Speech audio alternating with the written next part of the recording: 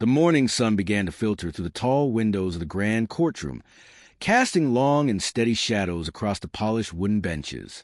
It was a place where stories converged, where the tangled threads of human disagreements were brought to be unraveled by the steady hand of justice. Inside this temple of order, the air was thick with anticipation and the quiet murmur of those waiting for their voices to be heard. This was a sanctuary of Judy Justice, a place where the truth was the only currency that mattered.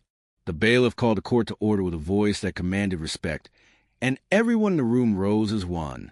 Among them were Gabrielle Alpertson and her mother, Angela, two women whose lives were deeply intertwined with the grace and spirit of the horses they loved. They stood across from Glenn Garaciano, their former landlord, a man with whom their professional relationship had soured into a bitter dispute over money and pastures. As the proceedings began for case number 3028, the focus turned to a story of transition and the bonds of family. Gabrielle was a young woman of 21 years, standing with a poise that spoke of her responsibility toward the animals in her care. She explained to the court that her journey had begun in North Carolina, in the city of Charlotte, before life led her to the coastal charm of Charleston. Her mother, Angela, remained in Charlotte for the time being, but held a heart full of plans to join her daughter soon. Together, they shared a passion that defined their relationship, their two horses. These animals were more than just livestock to the Alpertson family. They had been companions for over 6 years, growing together and forming a bond that Gabrielle and her mother were loath to break. When the time came to move to Charleston, the thought of separating the pair was out of the question. They wanted to ensure the transition was as smooth as possible for their equine friends, avoiding any unnecessary stress or heartache. In the early days of February in the year 2023, Gabrielle took it upon herself to find a suitable property where their horses could roam. That was when she met Glenn Garaciano. A lease was drafted and signed, an agreement that was meant to provide a sanctuary for the horses in exchange for a monthly rental fee. The horses arrived on the night of the 11th of February, settling into the pastures under the watchful eyes of Gabrielle, her mother, and her father. At first, everything seemed to be in order. Glenn had made it clear from the beginning that while he provided the land, he possessed no specialized knowledge in the maintenance or care of horses. That responsibility rested solely on the shoulders of the Alpertsons. As long as the rent was paid and the animals were tended to, peace was expected to prevail. However, the harmony was short-lived. Within a matter of 5 weeks, the relationship had reached a breaking point. By the middle of March, the horses were moved once again, leaving behind a trail of financial disputes and hurt feelings. Gabrielle and Angela were now seeking the return of their funds, specifically a security deposit that they felt was rightfully theirs. The judge looked closely at the details of the financial transactions. There had been payments made, totaling $925,000 for various fees, including the initial rent and a security deposit. The numbers were large, reflecting the seriousness of the commitments made. Glenn, on the other hand, held firm to his belief that the horses had caused significant damage to his property, specifically to the lush green grass of his pastures. The tension in the courtroom rose as the discussion turned to a single piece of paper. It was a document signed by Gabrielle on the day they departed the property.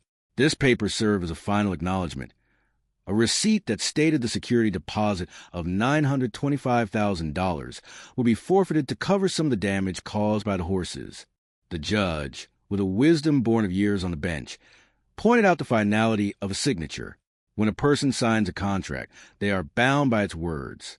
Gabrielle had agreed to the forfeiture, and in doing so, she had closed the door on her legal claim. The judge explained that while emotions often run high in such matters, the law looks to the agreements made in writing. The case was a lesson in the importance of understanding every word before putting pen to paper. Despite the frustration felt by the Alpertsons, the judge remained fair and direct. She noted that Glenn had used a word someone describing the damage, a choice of language that allowed for his own counterclaims to be considered. Yet, in the end, the security deposit was deemed sufficient to cover the issues raised. The case was dismissed, leaving both parties to move forward and find peace in their separate lives. The Alpertsons left the room, perhaps disappointed, but carrying with them a deeper understanding of the complexities of the world. As the first case concluded, the atmosphere in the courtroom shifted toward a different kind of narrative, one involving neighbors, a rescue dog, and a cold winter night. This was case number 2203, involving Susan McCauley and Ed Wadsworth. The story began with a dog named Snowy, a beautiful animal with a coat as white as his name suggested, looking very much like a creature that belonged in the snowy landscapes of the north.